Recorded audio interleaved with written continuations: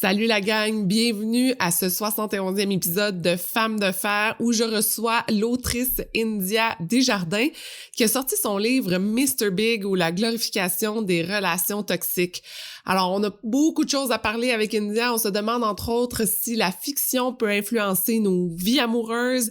Est-ce qu'on y voit trop souvent de la violence psychologique dans les histoires d'amour et où est la place des femmes dans le domaine de la création? Je tiens également à dire que durant l'entrevue, India nous parle d'un projet de scénario d'une comédie romantique qui vient finalement avoir le financement de la SODEC. Alors bravo India, on écoute l'entrevue dès maintenant. Bienvenue à Femmes de fer, le podcast qui vous aide à atteindre vos rêves les plus fous. Je suis votre animatrice Sophie Montminy, rédactrice, productrice et momtrepreneur qui veut toujours tout connaître sur tout. Je vous invite à vous joindre à moi chaque semaine où je m'entretiens avec des femmes inspirantes. Chaque jour, elles atteignent leur plein potentiel et elles vous donnent leurs secrets pour vous aider à réaliser vos objectifs. Vous êtes prêtes? Let's go! Allô India! Allô! Comment vas-tu? Ça va bien, toi? Ça va très bien et je suis vraiment excitée, énervée de te parler aujourd'hui pour plein de raisons. Parce que, premièrement, je suis une fan, je pense, depuis ton premier roman, depuis tes premiers... Hey, je travaillais chez Renaud Bré et je me rappelle qu'on plaçait ton premier roman sur les tablettes. Tu as fait partie de ma vie et j'ai toujours suivi ta carrière, évidemment, et je suis très contente de te recevoir pour l'autre raison qui est Mr. Big, que j'ai dévoré en 2 jours. Je n'étais plus capable de le mettre de côté. Ou je me dénonce moi-même de mon premier roman. Tu m'as fait part de tellement de réflexions dans ce livre-là, mais aussi, je me suis rendu compte à quel point tu mettais des mots sur ce que je ressentais, ce que je pensais dans l'évolution de tout ce qui se passe en ce moment. Je pense que je te lancerai tout de suite là-dedans, en fait, sur le livre Mr. Big. Pourquoi tu l'expliques bien, mais je veux t'entendre quand même. Pourquoi tu as décidé d'écrire ça? Un peu avant l'entrevue, on parlait un peu de toutes nos émotions de réseaux sociaux. Là. Je pense que moi, pendant la pandémie, j'ai eu un urgent besoin de réflexion posée parce que on se fait beaucoup envoyer plein d'opinions, autant au niveau de la pandémie qu'au niveau de plein d'affaires. Je pense que j'ai eu besoin... Tu dis, j'ai mis des mots sur des affaires. Moi aussi, j'avais des impressions, j'avais toutes sortes d'émotions par rapport à des choses sur lesquelles j'avais pas nécessairement de réponse ou de mots. Donc, j'ai vraiment voulu faire une vraie quête sincère. Je me posais des questions puis j'ai voulu répondre. Donc, les questions que je me posais pour Mr. Big, est-ce que ça se peut que les relations amoureuses qu'on nous présente en fiction présentent des traits de la violence psychologique? Puis, je dois te dire que c'était pas ma vraie question de départ, parce que ma vraie question de départ, c'était est-ce que c'est des amours toxiques? Parce que je connaissais pas la violence psychologique. Fait que le mot violence psychologique est arrivé dans mon processus de recherche où j'ai découvert c'était quoi. J'ai même découvert que j'en avais vécu. Puis souvent, même, j'ai découvert que amour toxique, c'est souvent une expression qu'on dit qui banalise, en fait, la violence psychologique. Mais bon, je reviendrai si tu veux. Mais ma deuxième question que je me posais, c'est est-ce que toutes les fictions qu'on regarde peuvent avoir un impact sur nous, sur notre conception du monde? Puis, la première réponse sur la violence psychologique est arrivée très clairement. La deuxième réponse, c'est plus nuancé, la conclusion à laquelle j'arrive. Donc, ce qui m'a donné envie d'écrire ça, c'est vraiment une réflexion moi-même en tant que créatrice, mais aussi en tant que spectatrice. Tu sais, j'avais vraiment ces questions-là dans ma tête. Mais ta prémisse de départ, c'est Sex and the City, évidemment, parce que le titre, c'est Mr. Big. Et étant grande fan, moi aussi, de Sex and the City, je me disais, oh my God, est-ce qu'elle va me détruire mon Sex and the City, d'une part, mais de l'autre part aussi, c'est, je dois l'avouer, une série qui a énormément impacté, moi aussi, ma vie de célibataire, ma vie de femme. Et une chose que j'aime beaucoup dans ton livre, c'est que tu dis, c'était une série nécessaire pour les femmes à cette époque, pour s'assurer de nous mettre de l'avant en tant que femmes indépendantes qui étaient capables d'avoir des carrières, de parler aussi d'autres choses que juste ce qu'on était habitué d'entendre parler. Parce qu'il faut dire que moi, quand j'écoutais Sex and the City, c'était ma gang d'amis, là.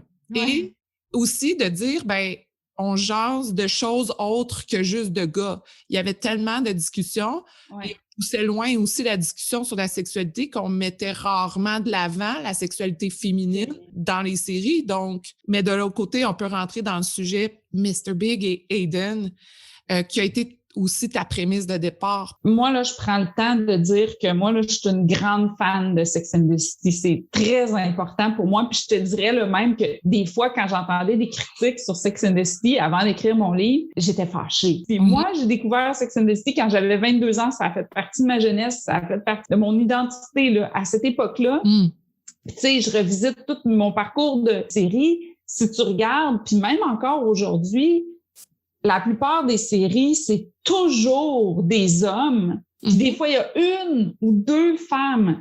Puis dans les œuvres où c'est des personnages féminins, souvent, c'est écrit aussi par des hommes. Fait que, tu sais, notre représentation est rarement adéquate. Tu sais, c'est rare qu'on peut se reconnaître. Là, Sex and the City, ça a eu énormément d'impact positif pour les femmes. Oui, les boss, c'était des gars, là. Espérons que ça va commencer à changer un jour, mais bon, les boss, c'était des gars. Mais il y avait beaucoup de femmes dans l'équipe de création, puis les femmes voulaient justement que les femmes parlent comme des femmes. Tu sais, je parle entre autres de Cindy Choupac, que quand elle a intégré l'équipe, la première saison, le pilote, elle disait, voyons, les filles parlent pas comme ça, tu sais. Fait qu'elle elle a intégré l'équipe à la deuxième saison, puis elle a dit, moi, je veux que les femmes s'expriment comme des femmes, tu sais. Au niveau culturel, Sex and the City a eu un énorme impact au niveau de la réalisation parce que c'était très rare. On filmait pas des comédies comme ça. Habituellement, on filmait des comédies comme des sitcoms. Donc, de filmer une comédie, puis au départ, c'était supposé être une sitcom. Donc, juste de filmer une sitcom de façon cinématographique, déjà, ça avait un impact. De mettre en scène 4 femmes de carrière. Tu sais, à un moment donné, là, il y a une scène frappante, là, les 4 filles sont au mariage, puis il y a un lancer de bouquet. Puis d'habitude, ce qu'on voit, c'est toutes les filles se garrocher sur le bouquet. Et là, tu as les 4 filles que le bouquet tombe devant eux autres, font bon, on s'en va-tu? Tu sais, t'en parles, j'ai des frissons parce que le cliché qu'on voyait, c'était jamais que les filles vont pas se battre pour le bouquet. On se bat toujours pour le bouquet. Donc, c'était vraiment un anti-discours, tu sais, qu'on voyait. Puis ça a eu un impact sur les filles d'assumer leur célibat. Tu sais, dans mon livre, je fais parler Candace Bushnell, qui est l'autrice des livres. Et elle dit qu'à l'époque où elle a écrit Sex and the City, quand tu étais une célibataire dans la trentaine, tu étais considérée comme une outsider, comme une freak, comme tu avais dépassé l'âge. Tu sais, quand tu repenses juste à le film My Best Friend Wedding, les 2 personnages principaux, Julia Roberts puis son meilleur ami, tu sais, c'est le mariage de mon meilleur ami en français. Ils ont un pacte que si à 28 ans, ils sont pas mariés, ils vont se marier ensemble. Ça voudra dire que ils n'ont pas eu la chance de rencontrer la personne de leur vie. Fait que par dépit, ils vont se marier ensemble. À 28 ans!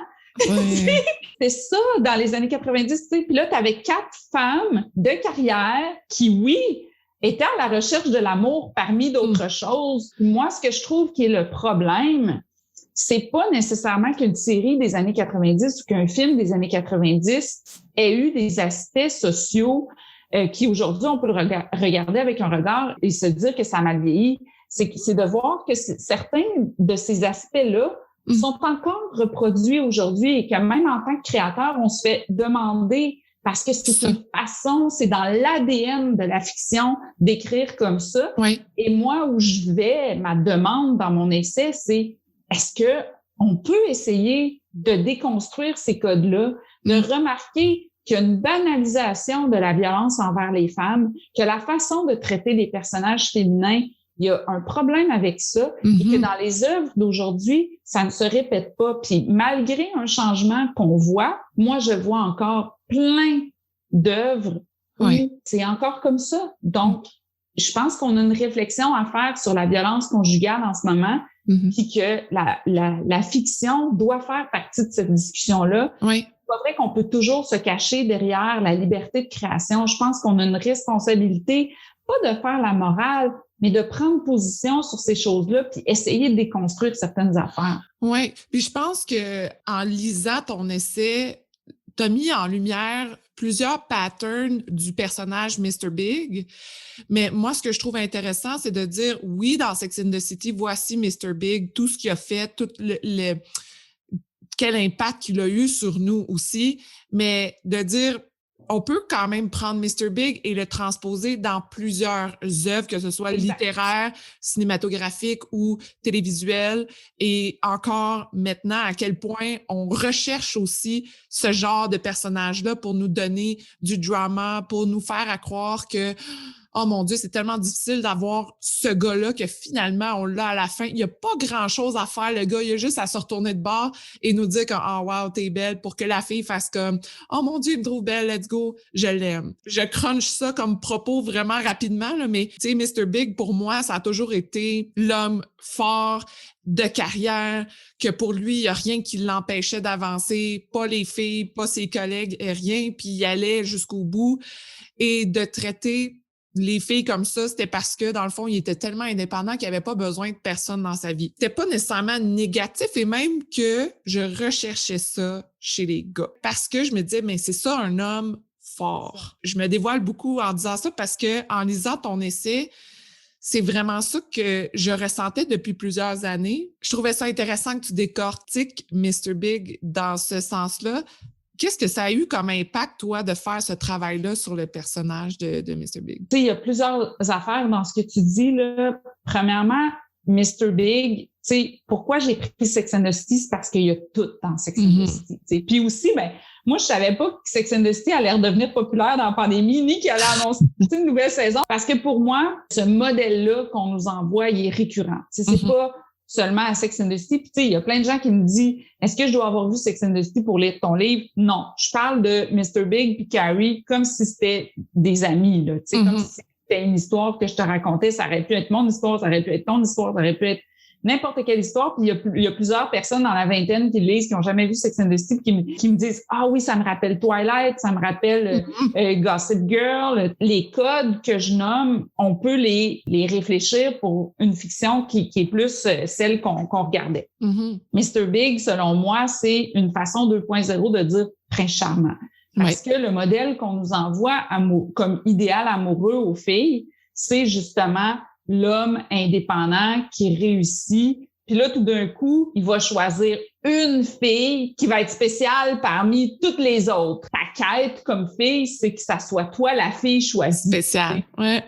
Ce qui est le problème de ce modèle-là, c'est que ça nous rend en compétition avec plein d'autres filles.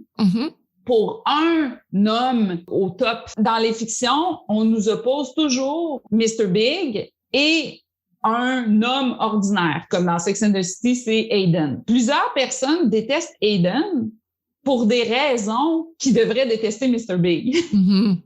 Puis là, je suis vraiment pas pro-Aiden. Là. Moi, je trouve que c'était correct qu'il y ait une rupture parce qu'il y avait comme un clash de valeurs entre Carrie et lui. Puis moi, ce que j'essaie de dire, c'est que Mr. Big, tu sais, la fameuse question, êtes-vous plus Team Big ou Team Aiden?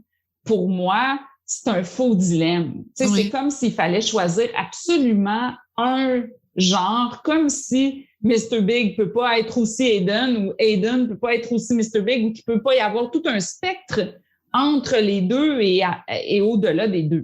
C'est le modèle social qu'on nous envoie, c'est-à-dire que l'homme doit être le pourvoyeur, doit être fort, doit être sans émotion, doit être, tu sais, et que nous, on doit amener le côté joyeux, festif, tout ça. Léger.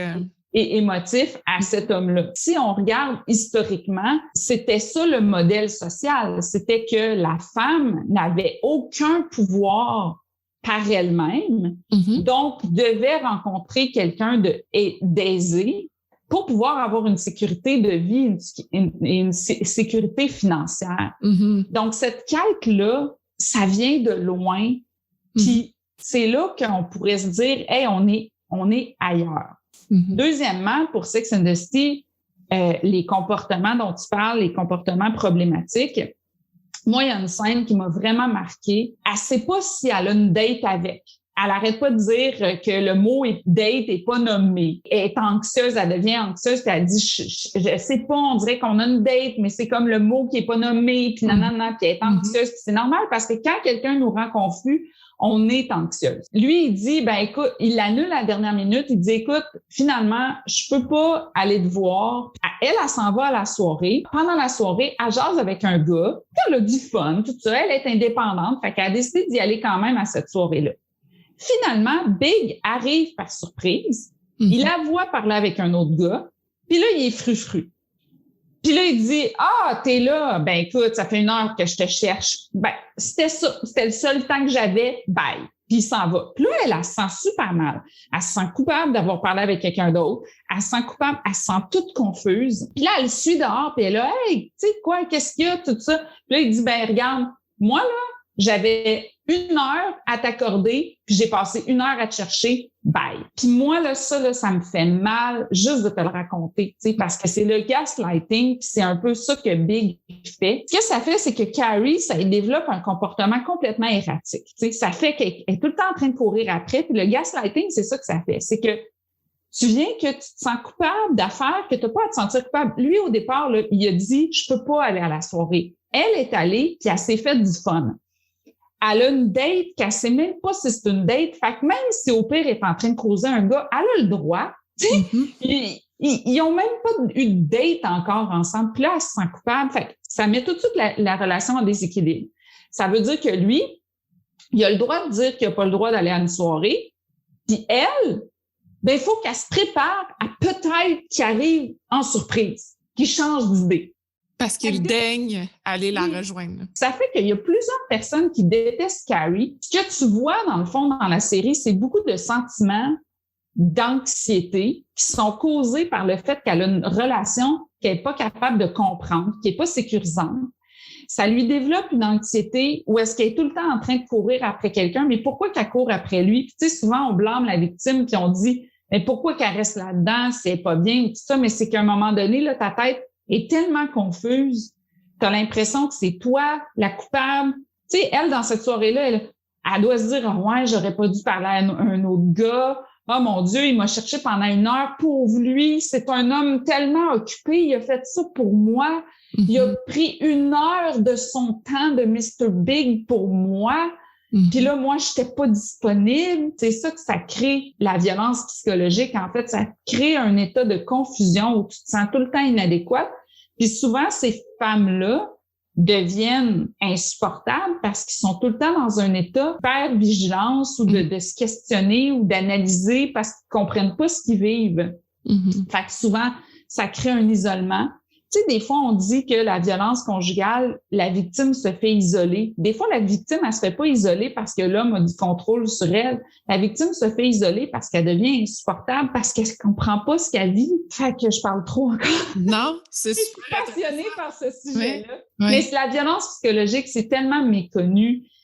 Puis je trouve que cette série-là décrit vraiment bien ce que ça peut faire sur les victimes, puis ce que ça peut faire comme conséquence, parce que nous-mêmes, comme spectateurs, moi, ça m'est déjà arrivé, j'ai écouté Sex and the City 150 fois, ça m'est déjà arrivé d'être dans ma phase, mon Dieu, Carrie est insupportable. Puis finalement, quand je l'ai regardé avec un regard de violence psychologique, je me suis dit, Carrie, oui, elle est insupportable, mais c'est parce que elle vit tellement de confusion qu'elle se comprend pas. Est-ce que tu crois que les auteurs avaient ça en tête quand ils développaient la série ou c'était comme un genre de stéréotype de filles qui couraient après un prince charmant? Moi, je pense que les auteurs avaient pas la violence psychologique parce que je pense qu'à ce moment-là, c'était méconnu. Et que moi-même, en tant que femme, quand j'écrivais, tu sais, comme quand j'ai écrit mon premier roman, j'ai écrit un genre d'histoire comme ça sans savoir.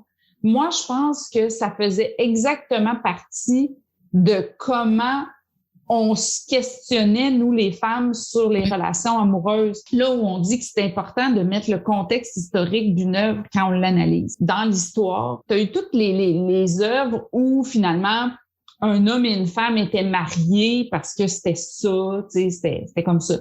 dans le début des années 2000, je pense qu'il y a eu beaucoup l'éclatement de la liberté qu'on pouvait prendre, justement de la liberté sexuelle hors mariage, tout ça. Il y a eu beaucoup de questionnements des femmes qui se questionnaient sur les hommes qui veulent pas s'engager. De eux-mêmes se remettre en question de « mais moi, je veux-tu m'engager? » Et je pense qu'on n'était pas collectivement allumés sur le fait que quelqu'un qui nous rejette, ça pouvait être une forme de violence. Et là, il faut faire la différence entre... Tu sais, j'ai une amie qui me disait « oui, mais ça existe, l'ambivalence, puis tout ça, puis c'est pas nécessairement de la violence. » Puis il y a vraiment une différence entre... Mais admettons que toi puis moi, on commence un couple, OK? Puis que là, toi, là, tu sais pas si tu veux être en couple avec moi. Tu as le droit d'envie d'être ambivalente. Mais si moi, je te dis... ben moi, je suis amoureuse de toi, Sophie, tu sais, que là, toi, tu continues d'être avec moi. Ben c'est là qu'il y a une dynamique de déséquilibre qui commence. Parce que si toi, t'es pas amoureuse de moi, puis que moi, je suis amoureuse de toi, puis que là, toi, tu décides de tout, à tout moment, puis tu décides des règles, puis que moi, je m'y soumets parce que moi, je suis amoureuse, puis que là, toi, t'en profites, c'est là qu'il y a un déséquilibre. Moi, ça m'est déjà arrivé d'être dans les deux rôles, c'est-à-dire que, mettons, j'ai déjà été dans le rôle d'être amoureuse de quelqu'un qui n'était pas amoureux de moi. Puis d'espérer qu'un jour, ça change. Ça m'est déjà arrivé aussi d'être dans le rôle où je n'étais pas amoureuse de quelqu'un, puis que l'autre personne était amoureuse de moi. Mais quand la personne, elle m'a dit, si tu penses que tu tomberas pas amoureuse de moi, j'aimerais mieux me retirer. Mais moi, j'ai pas essayé de le manipuler pour le garder là, pour mon propre bénéfice. J'aimerais quand même continuer dans ce que tu dis, qui devient la limite entre le personnel et la réalité versus la fiction. Quand j'ai lu ton livre et que je me suis dit, est-ce que la fiction a impacté ma vie? Pour ma réponse très personnelle est que oui, parce que je suis quelqu'un de sensible qui va se laisser prendre par ces histoires-là dans tous les sens. Pour en avoir un peu glissé un mot avec mon mari, je me suis dit, j'essaie de voir, lui, comment il voit ça, le fameux prince charmant, et lui, en tant que gars, ça l'a souvent frustré, en fait, parce qu'il n'a jamais écouté ça, lui, les princes charmants et tout ça. Puis quand il se rend compte maintenant, c'est quoi? Il est comme, mais voyons donc, comment ça se fait qu'il montre ça? Pourquoi? Puis il dit... Mais c'est sûr qu'après, j'ai aucune chance contre l'autre gars puis en tout cas, lui, ça le trigger d'une autre façon. Oui, tous les gars, ça fait ça. Parce que la plupart des gars, on s'entend que c'est pas des Mr. Big. T'sais. Non, c'est ça. Mais l'autre côté que je trouvais intéressant d'amener et que, bon, moi, je suis une fan de plein de types de fiction, puis pour écouter James Bond, par exemple, je suis une grande fan de James Bond, OK? Je les ai toutes écoutées au complet. J'en ai écouté un dernièrement avec Daniel Craig, ça fait pas longtemps qu'il est sorti, Skyfall, si je me rappelle bien. Et avec Monica Bellucci? Non, je t'en parle parce que ça m'a totalement choquée. Parce que pour moi, James Bond, premièrement, c'est the thing, c'est l'homme, c'est wow, c'est bon. Dans l'imaginaire d'une fille. Et pour les gars, c'est aussi ça pour une autre raison. C'est le gars à atteindre. Dans ce film-là, James Bond rencontre une magnifique femme, évidemment. C'est la Bond Girl qui, en 2 secondes, est capable de dire, il dit, toi, t'es une victime de traite sexuelle, t'es ci, t'es ça, t'es aux prises avec un méchant qui te garde captive. Je suis capable, moi, de te sortir de là. Jusqu'à là, t'es comme, OK, go, James Bond, enlève la fille, puis aide-la.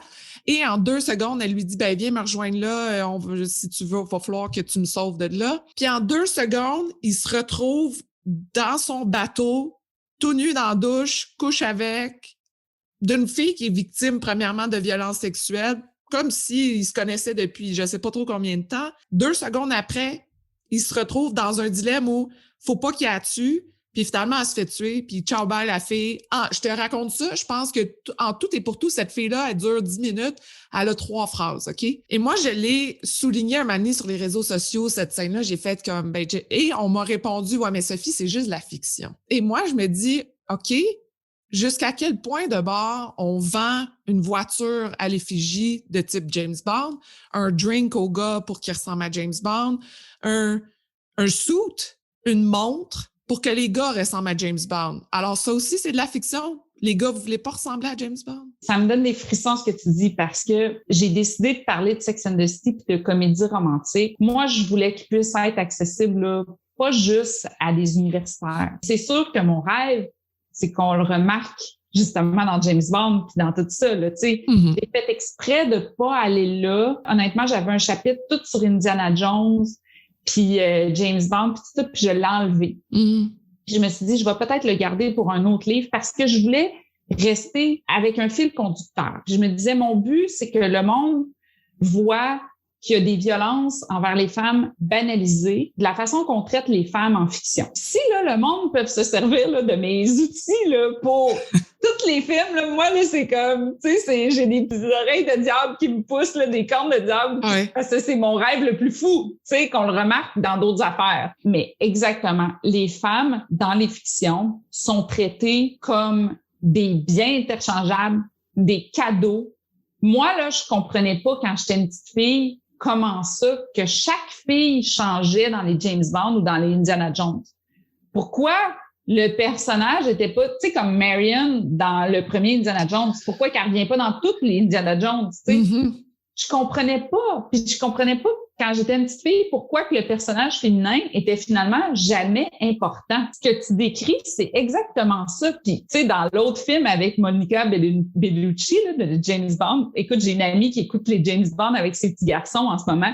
Puis elle a été obligée de peser sur pause puis de dire bon, les garçons, je vais vous expliquer quelque chose sur la sexualité féminine. Si ton mari se fait tuer et qu'ensuite un espion arrive sur ton terrain pendant que tu es sur le bord de ta piscine et qui tue des personnes devant toi, tu n'auras pas envie de faire l'amour avec cette personne. Parce que c'est ça qui arrive. Monica Bellucci, James Bond tue son mari.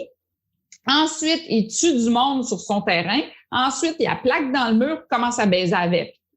Sexualité féminine, là, écoute, je veux pas dire que ça se peut pas. Il y en a peut-être des femmes qui vont être excitées par ça.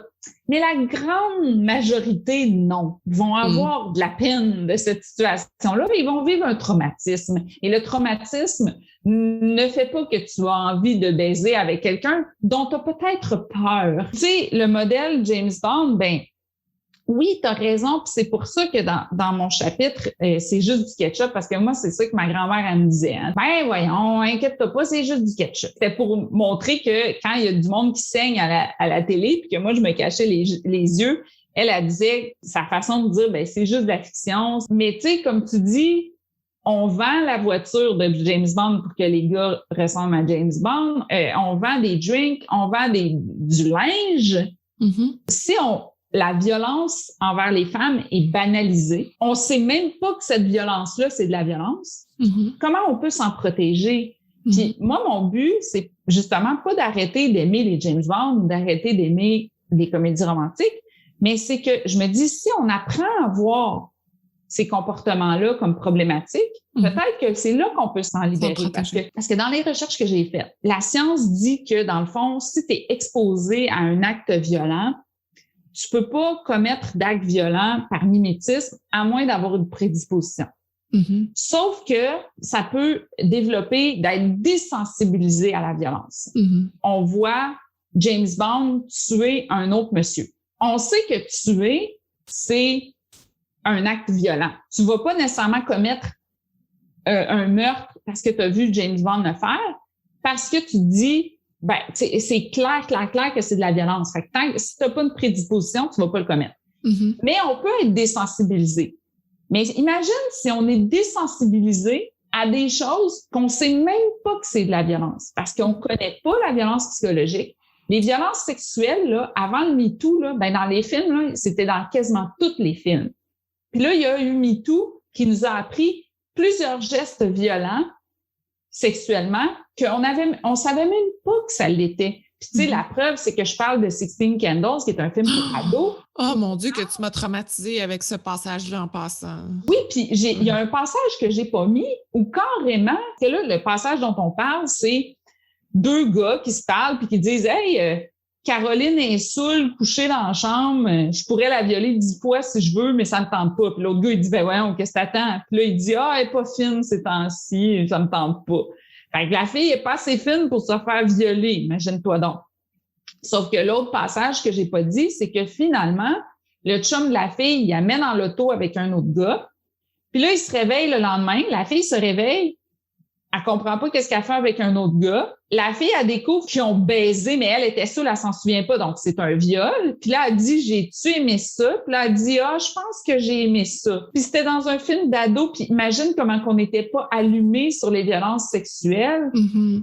Puis j'ai même lu un article de la comédienne qui joue le personnage principal.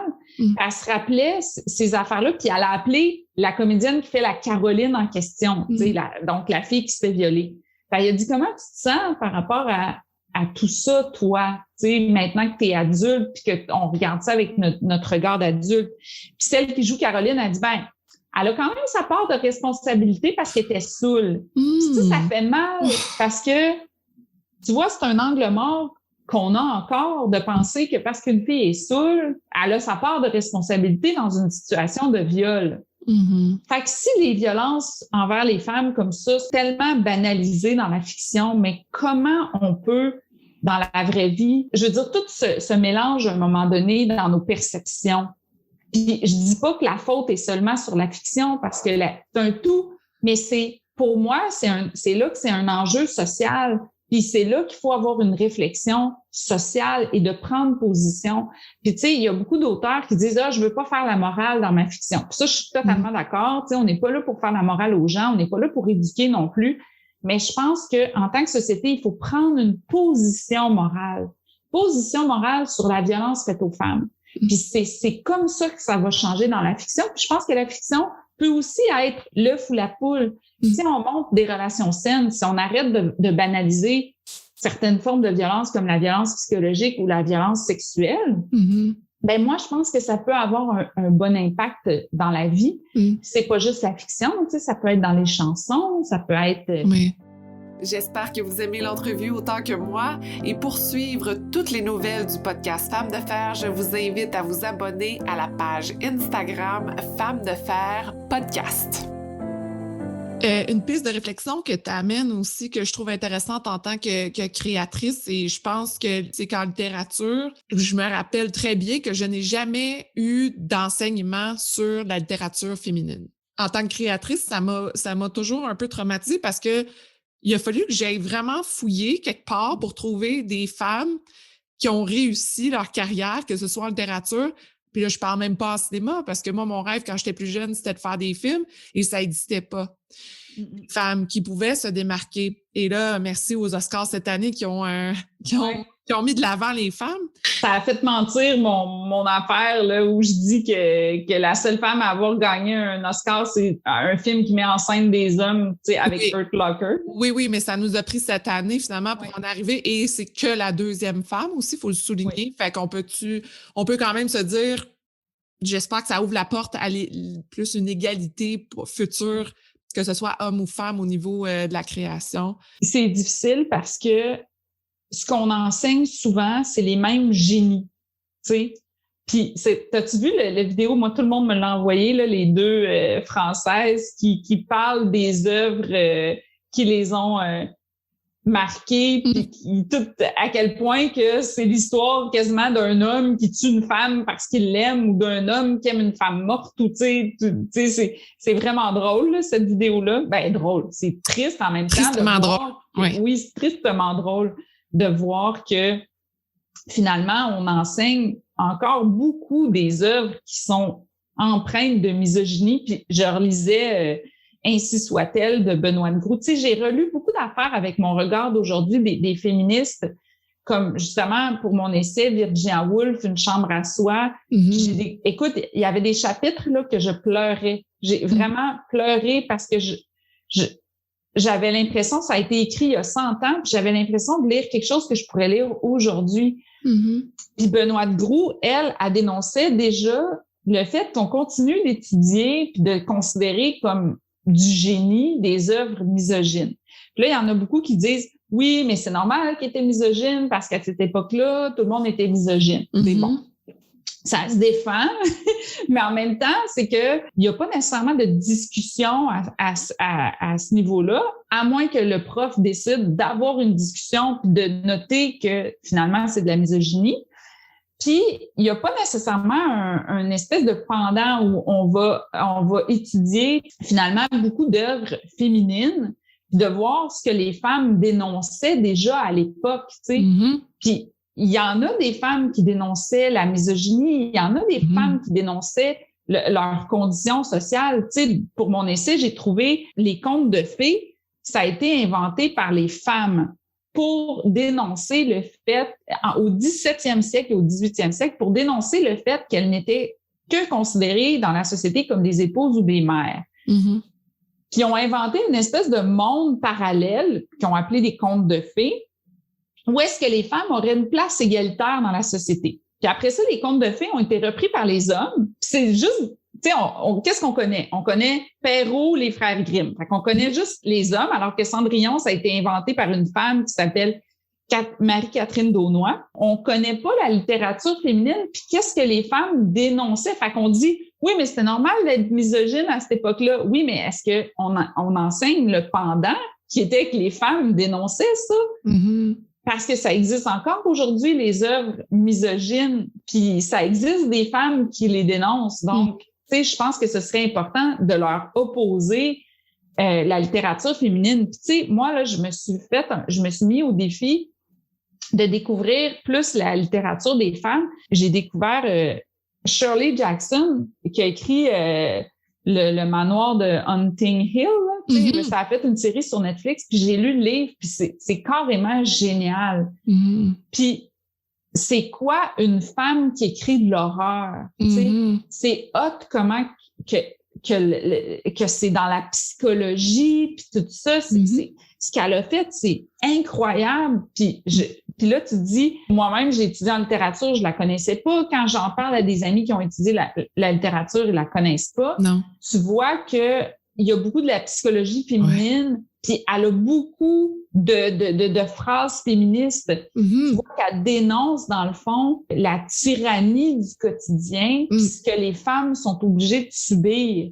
Mais tout ça, quand tu te rends compte que les femmes, mettons comme Jane Austen ou Virginia Woolf, dans leur fiction, par le symbolisme, dénonçaient certaines choses, mais qui pouvaient pas le faire de façon frontale parce que, tu sais, ils pouvaient être considérés comme folles ou comme, ils pouvaient même être internés ou des choses comme ça. Fait qu'il fallait qu'ils le fassent de façon très, très métaphorique et cachée.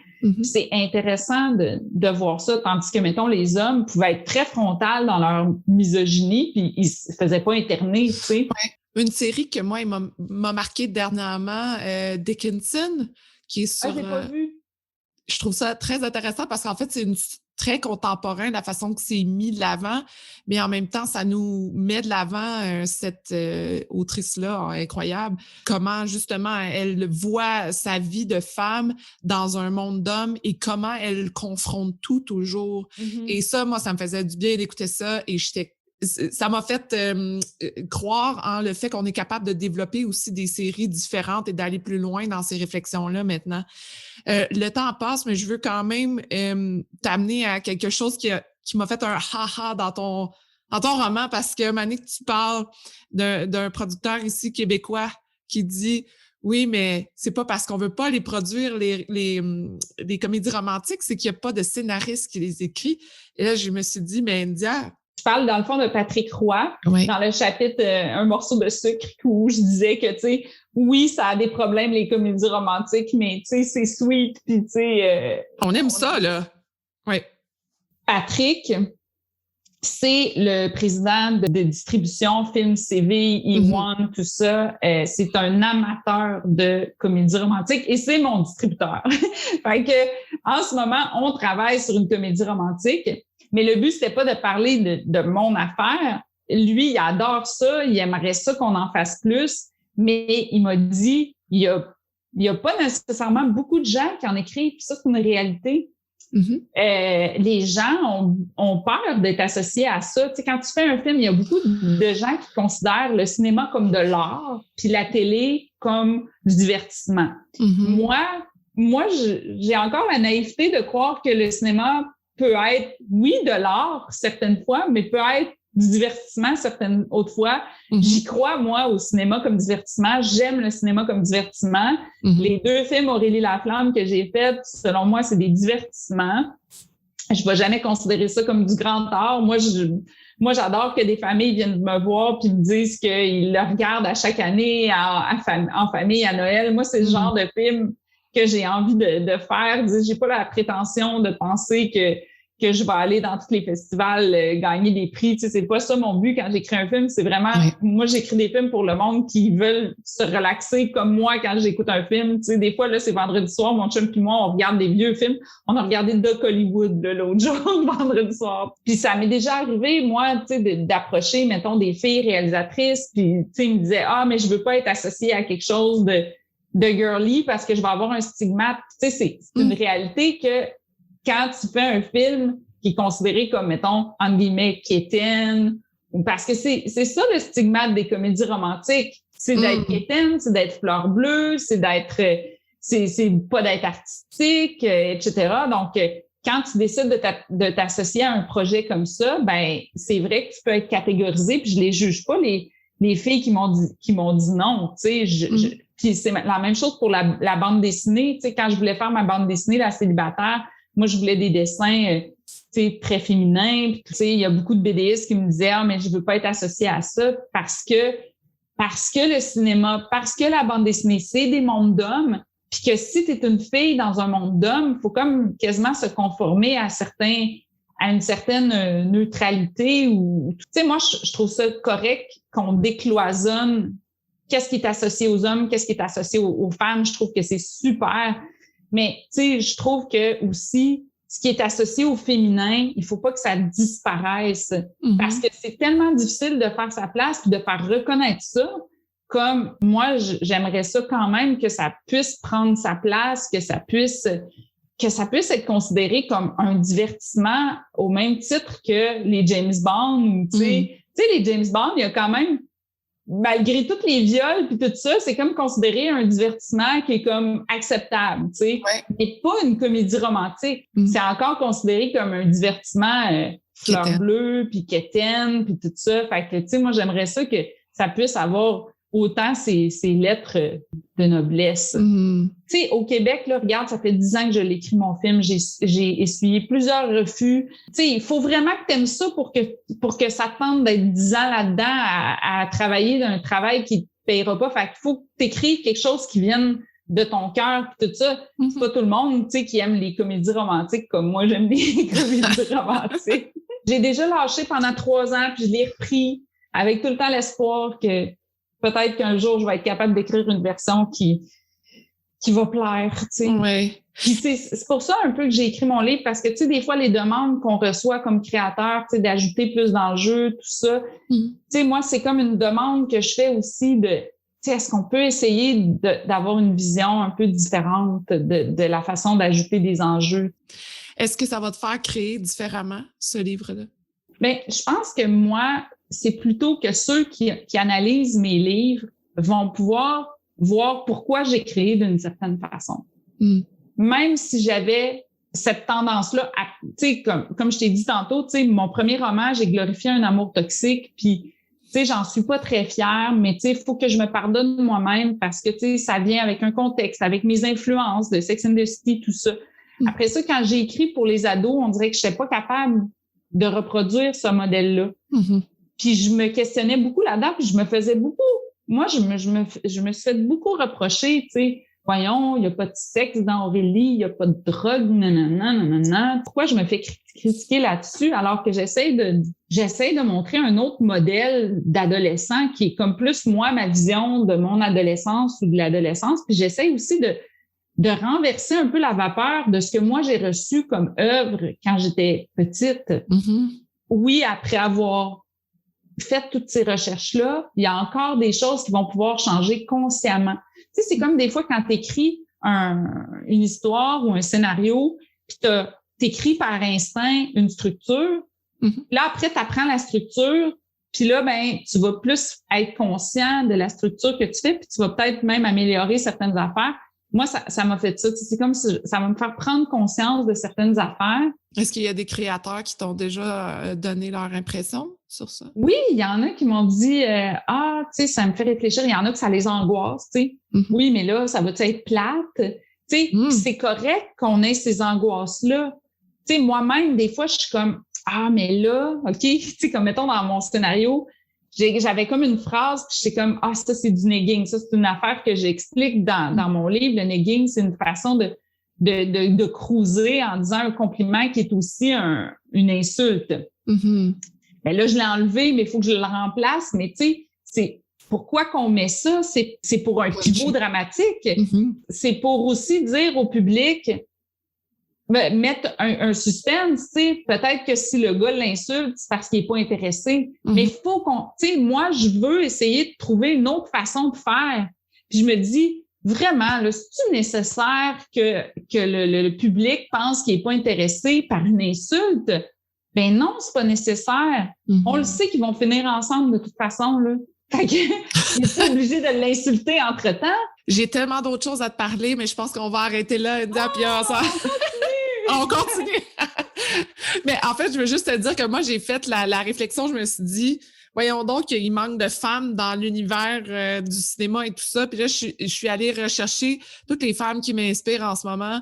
Donc, je me suis dit, ben il y a Reese Witherspoon en ce moment qui se fait un devoir en tant que productrice de mettre de l'avant des histoires de femmes fortes et comme Little Fire ou Wild, ou de montrer que les femmes aussi ont le droit à leurs films et à leur production. Et ça, en tout cas, j'espère qu'il y en aura de plus en plus de ce côté-là. Il y a Ava DuVernay aussi qui fait un travail incroyable au niveau, elle, c'est plus au niveau du racisme et de l'avancée de la diversité culturelle, mais je voulais aussi en parler. Puis il y a Greta Gerwig, je pense que c'est comme ça. Gerwig, son nom, que tu en parles dans ton livre, et que Little Woman, pour moi, a été un roman tellement important dans ma vie.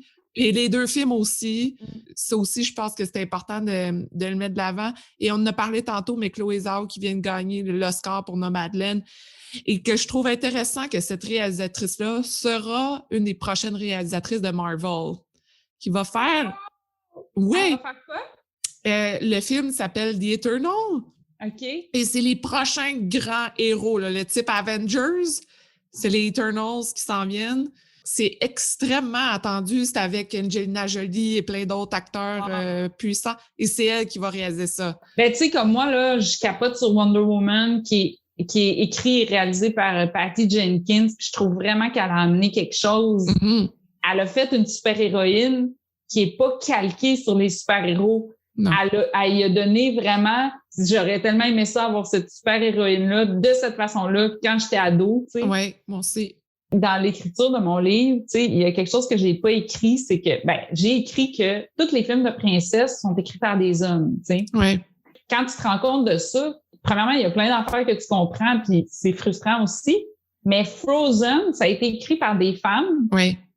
Et c'est le film de princesse qui a rapporté le plus à Disney. Oui. Quand des femmes écrivent des femmes, tu sais, il y a quand même... Je comprends pourquoi certaines personnes veulent retrouver leur voix, tu sais, je comprends pourquoi certaines personnes noires veulent, tu sais, raconter leur propre histoire. Je comprends pourquoi des personnes handicapées veulent raconter leur propre histoire. Faut pas se cantonner nécessairement à raconter sa propre histoire tout le temps, mais je trouve quand même que dans un monde qui est dominé particulièrement par les hommes, mais que certaines personnes veulent se réapproprier sa façon de raconter ces histoires, ben que c'est légitime. Absolument. En terminant, je veux savoir, India, sur quoi tu travailles en ce moment? C'est quoi tes projets qu'on peut voir? Elle vient de partir en impression un livre documentaire que j'ai écrit sur les baleines. Je suis vraiment touchée par la cause environnementale et particulièrement sur le fait dévastateur en ce moment que ça a sur la faune, puis la faune marine, entre autres. Puis j'avais envie de faire connaître les baleines que moi, j'aime beaucoup.